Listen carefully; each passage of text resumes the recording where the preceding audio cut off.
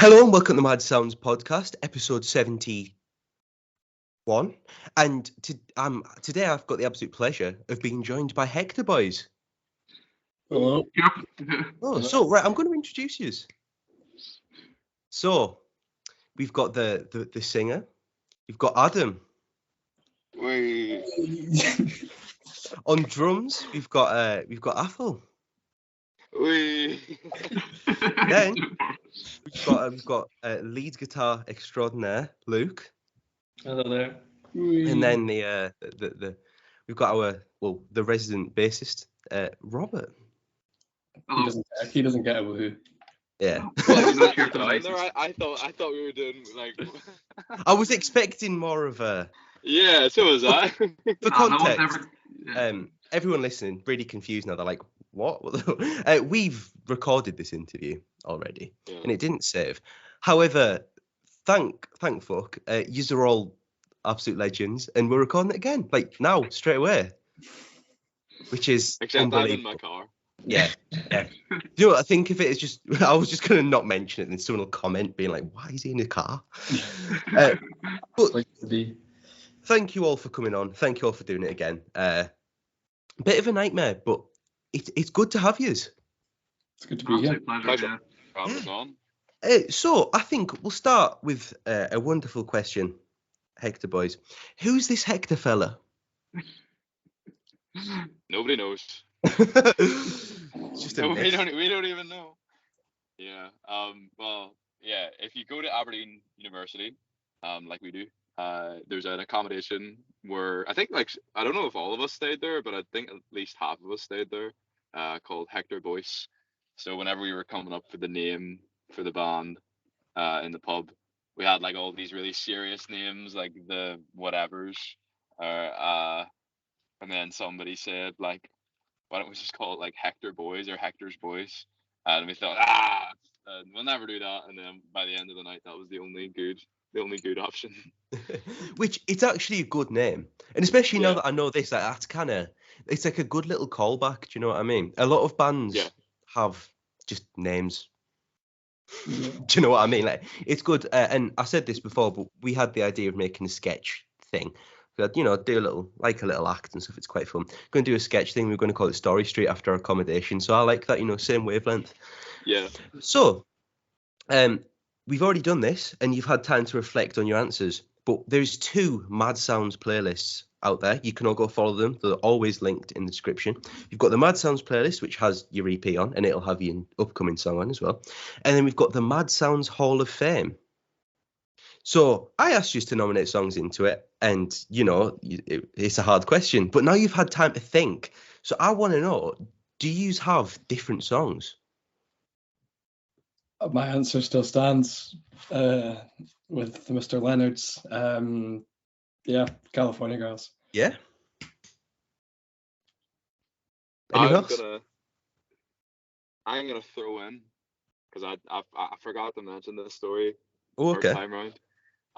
Could You Be Loved by Bob Marley and the Wailers. Nice.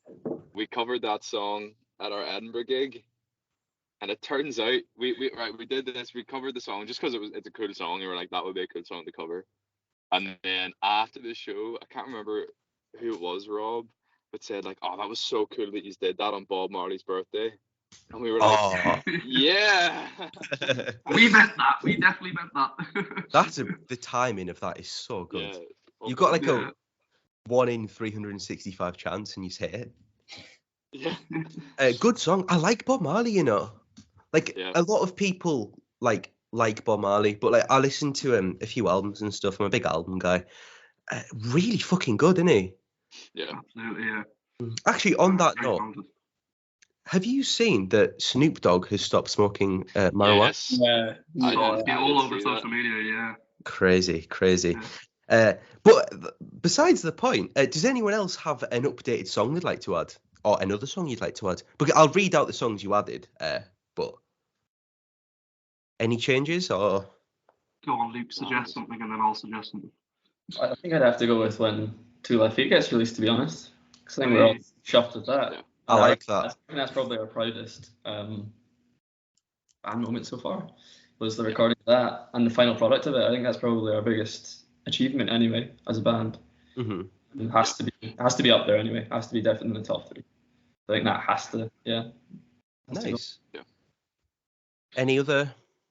Well, Robert, got if Apple hadn't stole California Girls, then I'd be flying. But I'll say "Gimme Gimme Gimme" by ABBA because we love that as a cover. So brilliant. that'll So go in there. we've also got, as you said, California Girls. You've got Burning Bus, one of your own songs, and we've got Paralyzer by Oh yeah, that was Think my 11. one. I'll leave that That's, in just because I'm nice. Yeah, that's dedicated to Mr. Matthew Milner, drummer of Virginia Coast. Shout out. Yep. And speaking of Virginia Coast, they are playing on with yous, are they not? All at the same. Yeah, on the 28th. Tickets On the 28th. £7, be in the description. I will continue to plug that. So let's now move on, and we'll get a little bit more personal, and we'll talk about what music you each like, because you have different tastes and stuff. And obviously, Rob, you can see you've got Joy Division, Pink Floyd. For some reason, you've got the Bends, if you want. So that we've got some hints there. So is that kind of what you like? Yeah, no, 100%. I think a lot of my music taste kind of spawns from my dad. Like originally growing up, kind of listening to bands like Joy Division and Pink Floyd. But in terms of more like recent listening, it's bands like the Smiths. I've really been a fan of now for 2 or 3 years, and in even more recent years would be bands like Inhaler and Fontaines. Obviously, a bit of Irish heritage there, but I think they're just absolutely phenomenal. I went to see Inhaler live. I think it was 2 weeks ago or a week ago. Oh, brilliant! And they were absolutely phenomenal live. So very good band, yeah. Nice. So does that? I mean, yeah, I know you said you like the Smiths. Obviously, some brilliant bass lines there. Is that does that influence your style of kind of playing bass? 100%. I think like when I listen to Andy Rourke play, I just go, he is phenomenal. And obviously, I can't make a bass line as good as he can, but I try my best and make something that I think kind of brings that. I think just a great bass line can make a song so much better, and Andy Rourke is the man who does that the best, I think. So yeah, 100%. That's very fair. So Athel, how about yourself? I think it's got to be sort of like Arctic Monkeys, kind of basic Block Party, just purely because of their drummers, just absolutely insane. Then you've got kind of, I like Oasis, Stone Roses as well. Listen to them quite a lot.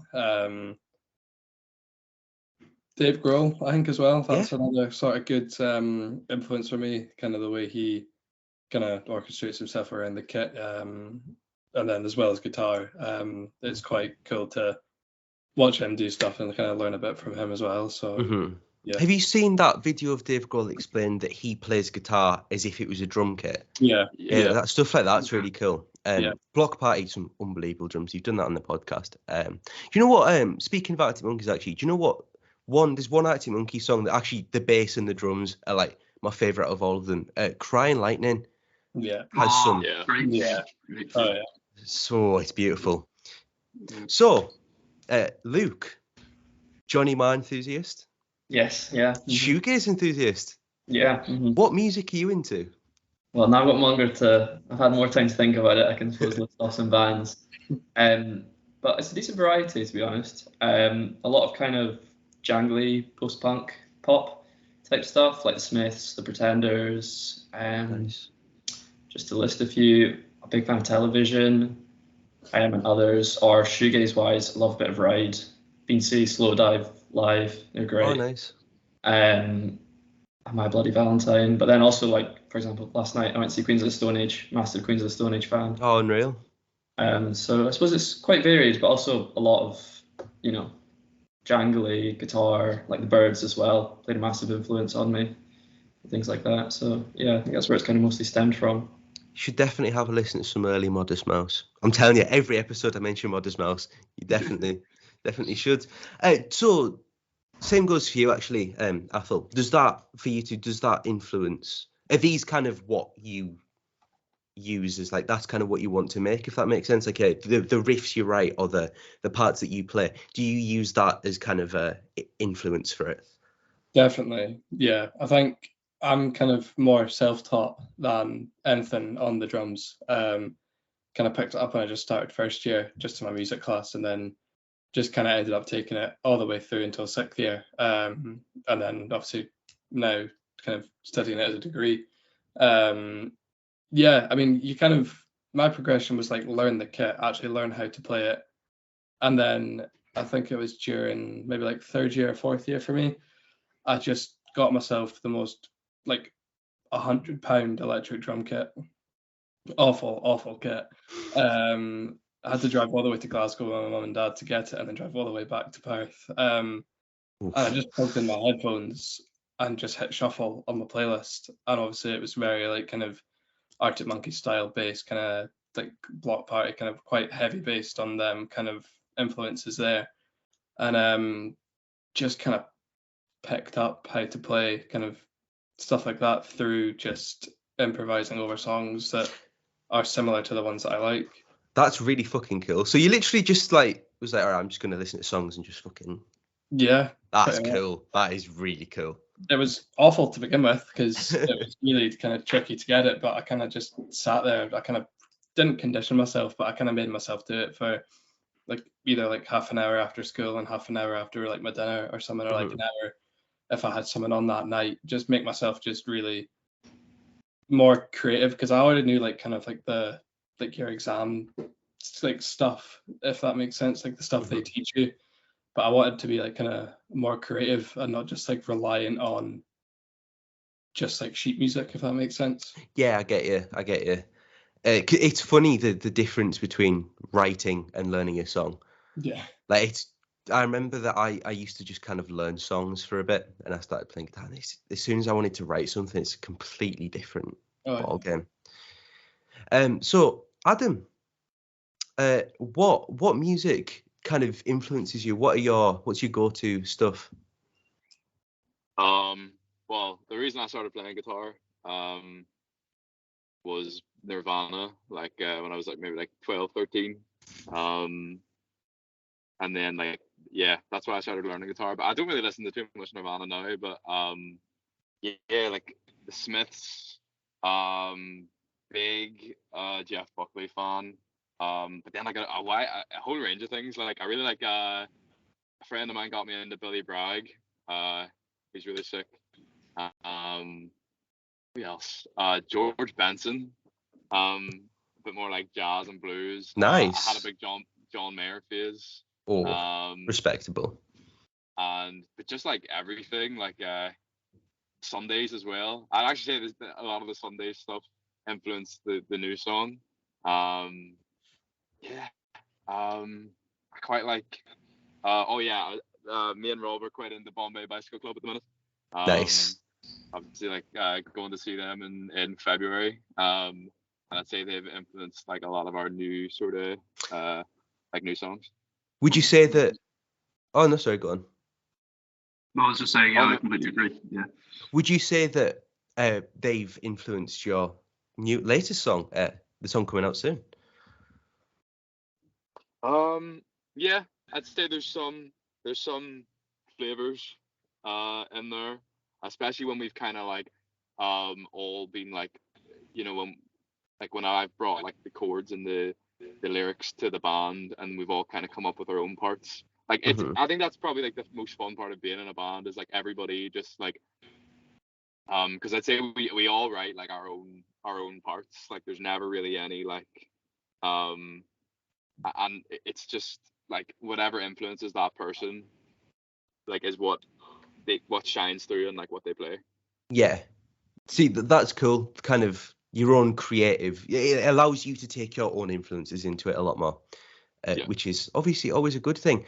Is Bombay Bicycle Club, the guy from that has that like producer project, doesn't he? Ooh. Does he? It's called. He's got an album called The Locket. I think it's him.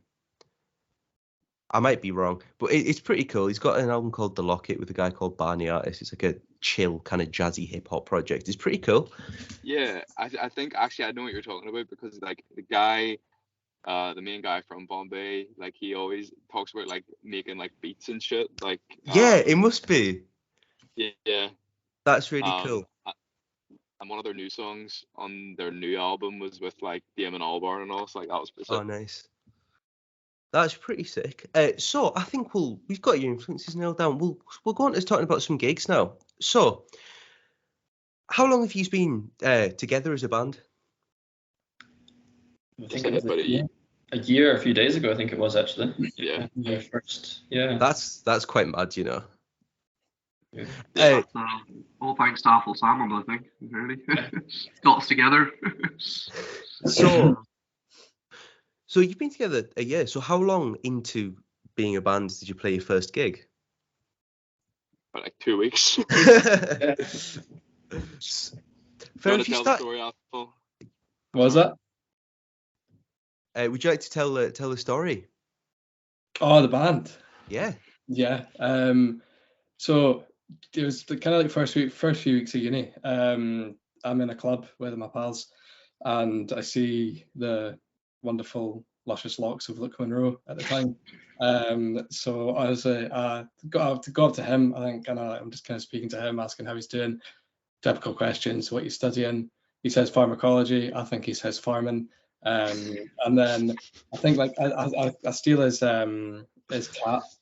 And then I think I just like get his Snapchat or something from there, and then figure out that he does like play guitar. So we make like, well, obviously think, oh fuck, I should just start a band type of thing. And then I was in the pub, kind of like the pub down by the uni called the Bobbin. Saw Rob, kind of knew him from Perth anyway, just through a few like kind of mutual pals, and went up to him and asked if he wanted to be the bassist. He was still in his band in Perth at the time, and he just said, I'll see. And I was like, okay. So fair dues, he comes along, and that's that. So we got 3, and then we're looking for a singer everywhere, can't find him.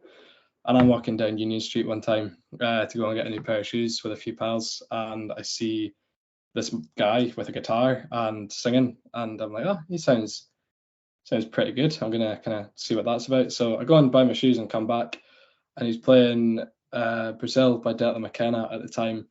And when he's done, I go out to him and I'm like, oh, do you want to like be in a band? And he goes, yeah. And then I'm like, right, meet us at the pub at 7. And he's like, all right. And then yeah, I think I was like, all right, pure fair dues. Like, well, I'll see you at the pub. And then he comes along, and then that's that. That's kind of how we start the band. It's pretty cool. It's interesting. A lot of bands kind of come together a lot more straightforward than that. That's pretty cool. Yeah. Just found him, just like, you know what?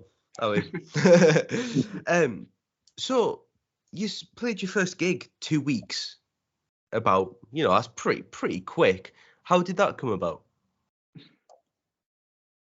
Again, thanks to Apple, really. I was in a club again. I promise I'm not an alcoholic. Listening to this, I promise I'm not. And in the smoking area of a club, and I think I just get chatting to a few folk in a group, and they're like, oh, what do you do? I'm like, oh, I do music. And they're like, oh, you're in a band? I'm like, I literally just started a band like 2 weeks ago. And then one of the girls worked in a place called Cafe Drummond's, which is where we had our first gig. And she was like, oh, just like add me on Instagram, ping us a message. I'll get in contact with like the guy that organizes the gigs, and we can try and get you sorted on like a support and act bill, or like one of like your future sessions they do on a Wednesday type of thing. So message them. We figure something out for the 14th December, one of the future sessions on a Wednesday. And yeah, it's kind of been since. Pretty quick, making absolute moves. Good though. So what can people listening expect from seeing Hector Boys live?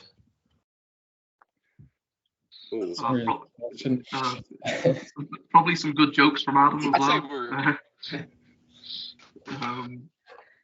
Our jokes. I'd say maybe like I'd say we're high energy.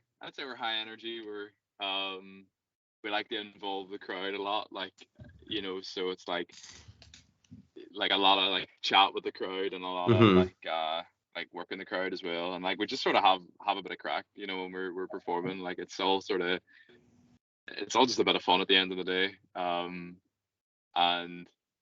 But I'd say our songs as well, like I'd like to think they're quite catchy. Yeah. Get the crowd, get the blood pumping and stuff. Do you know what I mean? Yeah. Get people involved. That's good. So you've played a few venues now. What has there been a gig or a venue or anything? Has anything stood out to you? Like whether it's a gig where something's gone horrifically wrong, or a gig where it's just been like absolutely bouncing. Is there anything that really sticks out to you? It's got to be the Krakatoa gig that we played last August. Nothing against the venue, like fantastic venue. Where is it? There. It's in Aberdeen, Okay. but it's just kind of it's near the bus station. But that gig was completely on us, and it was after quite a long hiatus without a practice during summer, and got to the end of summer. I think it was the 26th of August, and hadn't practiced enough, and also came into the fact that Adam couldn't bring his own guitar, so I had to lend him my very shit electric guitar, which poor Adam had to fight with throughout the gig because it constantly was going out of tune and had terrible tone and everything. So I do still feel bad for that one, but yeah, that would definitely be our worst performance that we put out. But we've had some good ones as well. So has there been any good ones that you're particularly proud of, whether you got a cover spot on or whether you did one of your own songs and everyone was like, oh yeah, we know this, or anything like that? I think Well, Edinburgh. played. Oh, okay. I think Edinburgh and a whole. They kind of, I don't know. We did Brainstorm by the Arctic Monkeys, and I think personally we pulled that off a treat, which was a tricky song to do. And just I can imagine, especially for especially on the drums. Yeah, it was tough. Especially it was a showcase actually by Night Owl, was the Edinburgh gig, so that was really good. He's always well organised. He always kind of gets everything sorted and set up with no worries. And yeah, it was busy. It was packed. It was kind of nice. It was just an overall pretty good gig, personally. I don't know if the lads will agree. I'd have to say our first Fat Hams gig in Perth. I think that was just a fantastic gig. We did some great covers. We did Barbarism by the Smiths. Barbarism Gives at Home by the Smiths, which we all really like. Yeah. And then it was also just we played Open Eyed Dreams last that gig, and it was just a really like euphoric feeling of just like the whole crowd was just singing lyrics that you wrote, and it just felt amazing. That gig was definitely a highlight, I think, for all of us. We really enjoyed that one. Mm-hmm. I bet that's a surreal feeling. 100%. Yeah, 100%.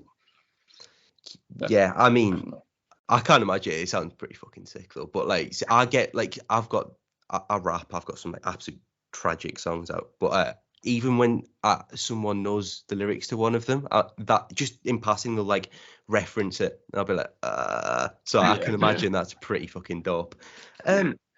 You're playing. You've got how many gigs you got coming up? 2 more?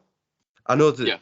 Two. Yeah. So you've got on the 28th in Glasgow, Nice and Sleazy's. There's other bands playing as well. Got Scarlet Obsession being the podcast before. A few more. So tickets will be below £7 if you get it online. I mean, I look forward to seeing you. Oh, thank you very much. Get to see. I'm really looking forward to it. Get to see Mad Sounds in the flesh. Yeah. Absolutely. That'll be Absolutely buzzing. No, I do. It'll be good. So everyone should go. It'll be linked below.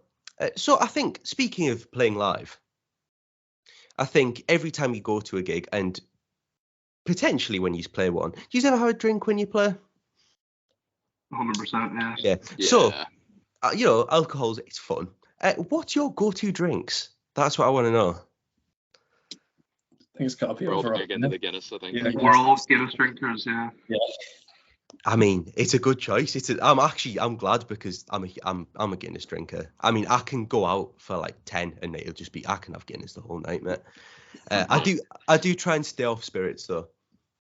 Same here. Try to now anyway. It can be risky. Do you know what I mean? I feel like with Gin makes you pints. sin. Yeah. I also think. Do you not think it's mental with spirits that some people can handle like so someone might be able to handle like tequila, but they can't drink vodka. Yeah. Yeah, it is weird. We like Yeah, a bit of drink talk. Yeah, it's always good. Always good. We should all get a Guinness at the Sleazy's gig. That's a plan, I think. Yeah, 100%. It's a must. Yeah, Oh mate, absolutely. you know what we can we'll get a little photo of it and then there you go. Absolutely. Great crack. So 28th is your gig in Glasgow, and on the 24th, your new song is coming out. Two Left Feet. It was actually on Friday, the Friday as we're recording this. It was on BBC Introducing. Yeah. How's that? How does that feel? Absolutely surreal. Mental. So how does that come about? So, essentially, like on the sun. So, what date was the Friday? The 17th, I think. Yes. Yeah. Yeah. Sorry, my mic's delayed a wee bit, so if I ever cut anybody off, apologies. But yeah, so it was on the 17th that it got aired. That the Sunday before that, I uploaded it to the BBC music uploader, and just sort of you just upload the song and say give it a brief description of it, and then a few days later, I got an email saying someone from the team has listened to it. And then another few days later, on the Friday, I got an email saying it's in the running order for tonight's show. And then I messaged that into the group chat, and I messaged it over to Kyle, who produced and mixed the song, and everybody was buzzing, and it was just a great feeling. So how did this song come out? Because I listened to. I've listened. It's very fucking good, by the way. Well done. But how did it come about? So essentially, probably been writing that song for maybe 2 years now. Whenever lockdown was, messing about with I was messing about with drop C on the guitar, and just wrote this chord progression, and it took so many different forms over the years, but eventually I kind of got it to a place I was kind of happy with over the summer, and I sent it into the lads, and we just kind of made a demo for it, but it was quite long originally. It was 4 or 5 minutes long, and when we brought it to Kyle, he was you have to cut some of this out, but we did eventually streamline it, and what we're left with is we hope pretty good. Nice. So in terms of it getting produced and stuff, is it just is it one of your mates or something, or who produces it? Well, it's so we know there's a band in Perth called Knackered, and we kind of know the lads, and they released an EP over the summer that sounded really, really, really good, and the drums were fantastic on it, and we were kind of right, we're recording new songs, we want it to sound like that. And so we messaged them and just said who record, how did you record the song? And they said, we did it with a producer, Kyle, I don't know how to pronounce it, if it's Fumey or Fummey, Fummey, he lives in Perth. And so I dropped Kyle a message and just said we've got these demos, would you fancy recording them? And he said yeah, of course. So we organized that for October time, 2 trips down to Perth, and just recorded them in Kyle's studio. He obviously produced them and then mixed them, got them back to us, and we got them mastered by a guy in Edinburgh, and yeah, that was it. Nice. So has he produced all of these tracks that you've released? No, not the EP. We did the EP at Captain Tom's in Aberdeen. See, I know that now because I interviewed the Sunday recently. Yeah. But no, all of your songs actually sound amazing, which is why I brought it, because the produced it incredibly well. Obviously, the songs I've said last time I like them, but also the production's very good. I really like I really like your new song, and I'm intrigued. Do you have anything in mind that's kind of influenced it, or the kind of sound that you have gone for? Or like as a whole, or is it just kind of your individual parts are kind of yours, if that makes sense? I think it's a bit of both.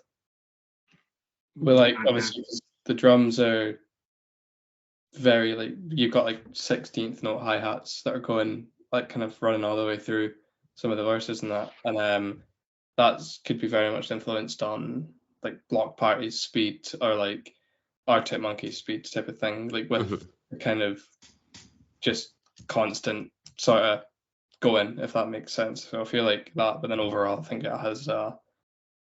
it does have a couple of sounds that we are all influenced by like our individual bands, but I think it's just a little mix of both. I'm not sure if the boys agree though, but I think our individual parts have been influenced by different, probably people in general. I know Real Estate played a big influence on my parts in the song personally.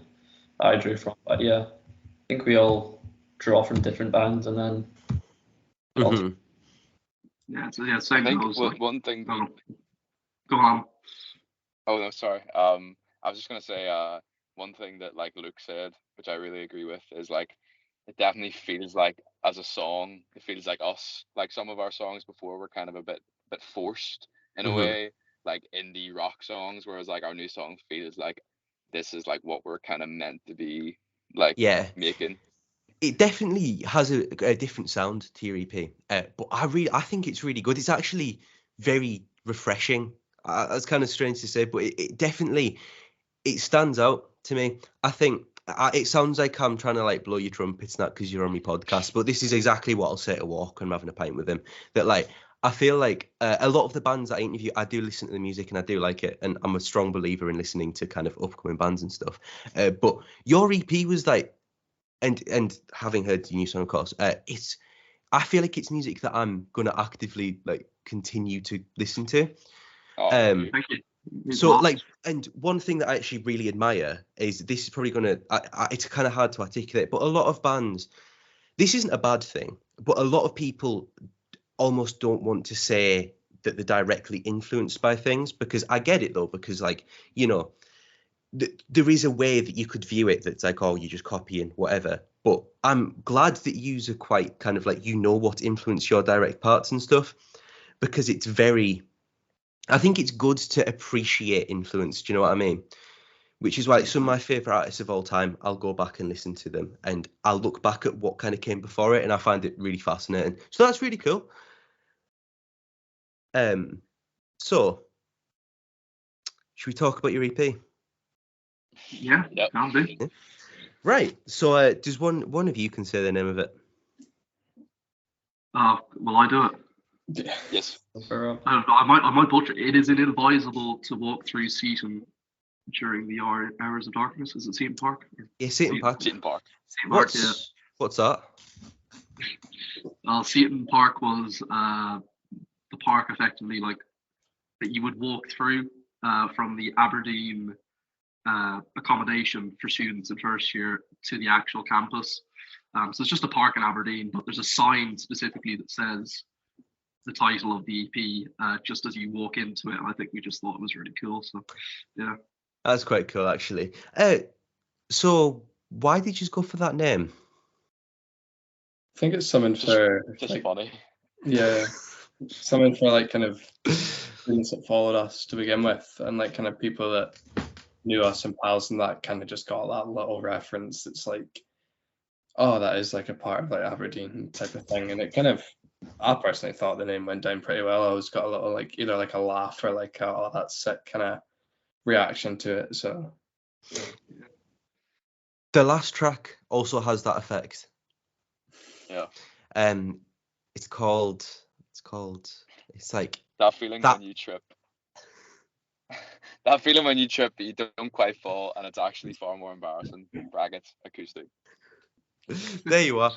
So, as you said, you got this was produced by a different person. So, reflecting back on the EP, it came out this year, so it's not like old. But what do you think about it? I think we kind of, there was a different feeling coming out of that EP than what we feel with Two Left Feet. We're not saying we didn't like it. We just felt like there was certain songs on it that sounded better than what, like, and then sometimes that we didn't quite capture how we wanted to sound it, or how we intended it to sound. But yeah, I think there's definitely like the potential to re-record some of the tracks on it. But as a whole, yeah, I think there's, it went pretty well. Yeah, I think with the stage the band was at that time, I think that probably represented a good amount of kind of like what we have, I think. But now the way the band's going, the stage we're at now, it's kind of like a bit more lighter, if you know what I mean, like kind of that sort of aspect in it. But I mean, I like the EP personally. I think it's it's the first kind of EP that I've released, so it was nice to kind of have that feeling when it came out. And yeah, it was quite a good milestone for the boys for that stage where we were at. I think it was recorded in a very different way from all our current new songs as well, which I think you can kind of tell almost from the recordings themselves that it sounds a lot better when we record it how we want it done. Because I felt the EP was kind of handed over to us and we were just told to however we want to do it. And at the time, we weren't very experienced. We didn't know what to do, I suppose. That kind of probably reflects our, I think just I don't mean to butt in at all, but I think the definition of, if I could use one word to like kind of sum up that EP, was like we did kind of rush it a bit. We kind of went into and you said we want, like, I don't know what time limit we did it on, but we like said we want to get 3-4 songs done in this time, which was a bit unrealistic. Yeah. And we were doing like live recordings and like messing up. Like, they're definitely not perfect, and they could definitely be better if we redid them. But I'd say rushed to some extent. I think we had an urgency which wasn't needed. And to try and release as much as we could, because we had quite a bit of material and we hadn't had anything released, so we kind of pushed too much to try and get something out. Yeah, it was good. I think it was good as well. Like, it was good fun recording it, and like the guys at Captain Tom's are great. Like, they made it like a really enjoyable experience. But I think like we probably did rush it, and because it was recorded live and we weren't really perfect in our like how we played the songs. There was like loads of mistakes and the timing's like a bit off. And I think it's just like when you actually record it and like take time to record a demo and send it off to someone and like have like it be like an all day thing for just one song, you're really able to refine it. And like even when we got the EP back and we were releasing it, we didn't even know what mastering was. Like, me and Rob went on to it was like Bandcamp automatic mastering and just like click, like you could click between heavy, bright, and medium, and we were like, oh, heavy, and like that was our mastering. That's brilliant. So what are your favourite songs off the project? Like, kind of, what are your favourite songs off the project? I think I'd have to say, like, I don't know if the lads agree or not, I'd have to say Open Eyed, because that was a song that, it was one of those songs that I had like the bass riff for ages, and like the whole Open Eyed Dream lyric thing and like the lyrics for it. And I remember bringing it to Adam, and Adam going, I really like this, but like I didn't have the like musical knowledge in some ways to like make it what I wanted it to be. And Adam was like, we'll do this, and we'll put that there, we'll put this there. And it really came together. And I think on that EP, I think that's the one that came out best. I'm not saying that we think it's perfect. I think it definitely needs work done. And if we re-recorded it, it'll sound 10 times better. But I think of the EP that we did, that definitely came out the best. And it was a great one to listen to. And it definitely, people seem to respond well to it when we didn't expect to. So, yeah. Nice. For the same reason.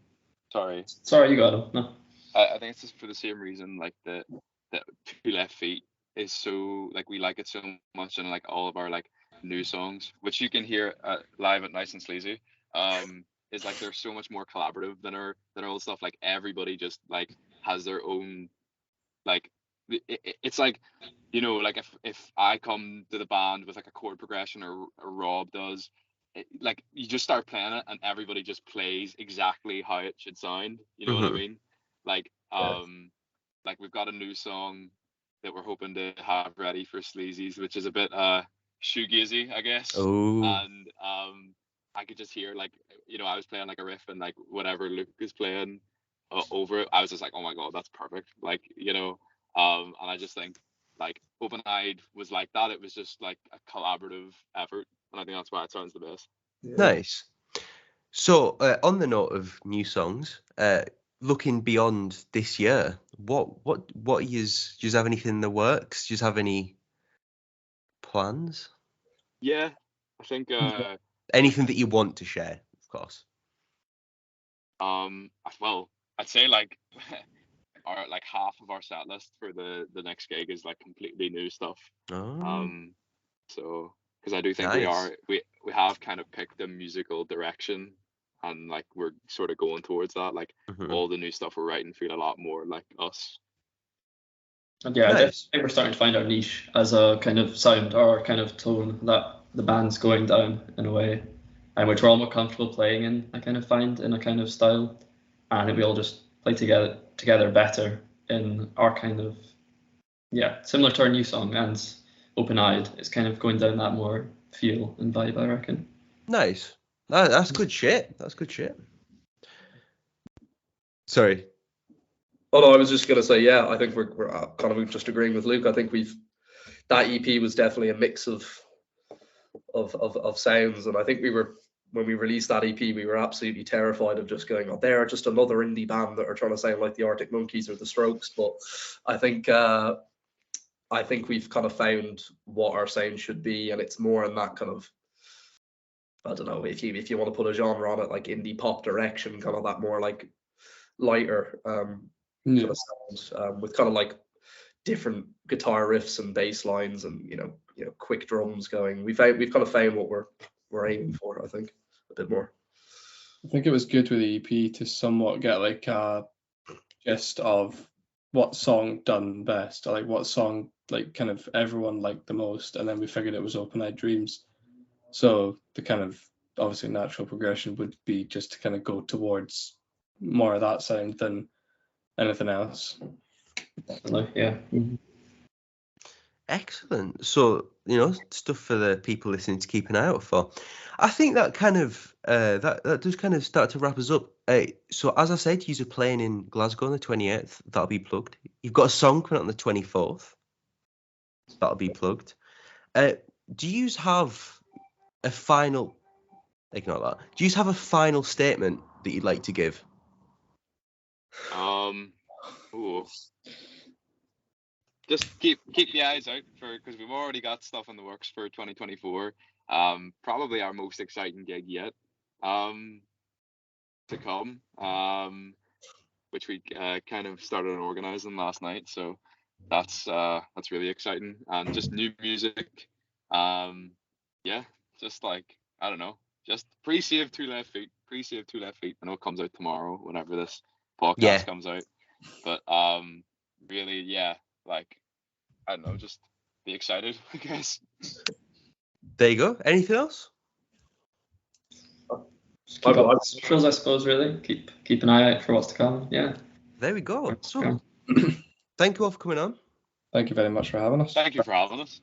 Yeah, I really appreciate it. Of course. Everything will be linked below. So that's that. If you want to go follow Night Owl, will be linked below. All my social medias for the podcast, my SoundCloud and all that jazz. And that's that. Thank you all for listening. Goodbye. Cheers. Thank you.